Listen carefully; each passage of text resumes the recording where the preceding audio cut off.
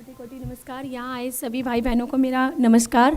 मेरा नाम रोशनी रहेजा है और हमारी संस्था का नाम है सुखमनी सेवा ऑर्गेनाइजेशन, जिसे मैं और मेरी बहन रिया कोहली मिलकर चलाते हैं। हमारी इस संस्था को चलाने का सिर्फ हमारा एक ही मोटिव है, जो कि हमें प्रेरणा मिली थी हमारे पेरेंट्स से, क्योंकि मैं और रिया हमारे पेरेंट्स के सिंगल चाइल्ड हैं।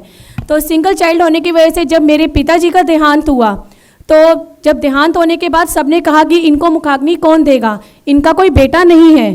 तो उसके बाद मेरे मन में आया कि क्या ये ज़रूरी है कि किसी का अगर बेटा नहीं होगा तो वो बेटी कुछ नहीं कर सकती है। ये कहाँ लिखा है, आज के टाइम में बेटियां बहुत कम है किसी चीज़ से। तो मेरी मुलाकात रिया जी से हुई। रिया जी और मैंने एक सपना देखा। हम लोगों ने ये सपना देखा जब हमें वहाँ पे पता लगा कि यहाँ पे बहुत सी ऐसी अस्थियाँ पड़ी हैं जो कि लवारिस हैं, कोविड पेशेंट्स की हैं, जिनके उनके खुद के घर वाले नहीं ले जा रहे। तो जब यहाँ पे उनके बेटे उनको लेने नहीं आए तो कहाँ से कहते हैं कि इनका बेटा नहीं है, कुछ नहीं कर सकते। तो मैं और रिया हम लोग मई में 650 अस्थियाँ अपने ही खर्चे पे हम लोग लेके गए। उनका हम लोगों ने वहाँ पे विसर्जन करवाया गढ़गंगा।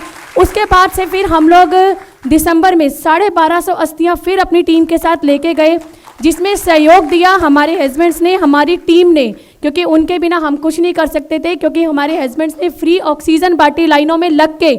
जो लोग ना जाने रात को कहाँ से हमारे घर पे लोग आ रहे थे वो ऑक्सीजन को लेने के लिए, हमें भी नहीं पता। उसके बाद हम लोगों ने हमारा जो दूसरा कार्य है, हमारा जो सपना है हमारी एनजीओ का, मैं और रिया एक वृद्ध आश्रम में जाते हैं।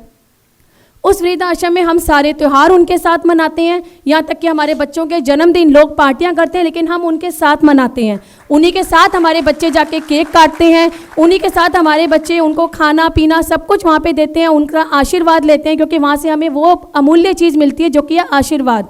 हमें ये देख के दुख भी होता है कि वो कुछ ऐसे बुजुर्ग हैं वहाँ पे जो अपने होश में नहीं है, उन्हें ये भी नहीं पता, सिर्फ अपने बच्चों को आवाज़ें मार रहे हैं। तो हमारे बच्चों के वो संस्कार कहाँ गए हैं, इसलिए हम अपने बच्चों को लेके जाते हैं कि ये संस्कार उनके अंदर आए, क्योंकि सारी ज़िंदगी माता पिता ने उन बच्चों को दी है, लेकिन वो बच्चे कुछ साल नहीं दे पाए अपने माँ बाप को घर रखने के लिए। तो ये संस्कार हमें अपने बच्चों में डालने की ज़रूरत है, हमें समाज में बदलने की ज़रूरत है। हमारा एक प्रोजेक्ट और चल रहा है, जो कि लोग अब गणेश जी जो जैसे कि सबके घरों में आने वाले हैं, दिवाली पे मूर्तियां आती हैं, तो लोग उस टाइम बहुत पूजा से लेकर आते हैं, बहुत सम्मान से। उसके बाद उन्हें जमुना किनारे ना जाने कहाँ कहाँ फेंक देते हैं। तो हमारा ये तैयार हो चुका है, हमारा ये काम चालू हो चुका है कि उन मूर्तियों को उठा के हम लोग दोबारा से उसके पोट बनवा के मंदिरों में, स्कूलों में, जहाँ पे हरियाली हो, ताकि उसका कोई बेकदरी ना हो, वो ईश्वर की मूर्तियों को हम लोग उसको पोट बनवा के, तुलसी के पौधे बनवा के, बहुत से पौधे बनवा के हम हॉस्पिटलों में और स्कूलों में लगवा सकें। Thank you so much.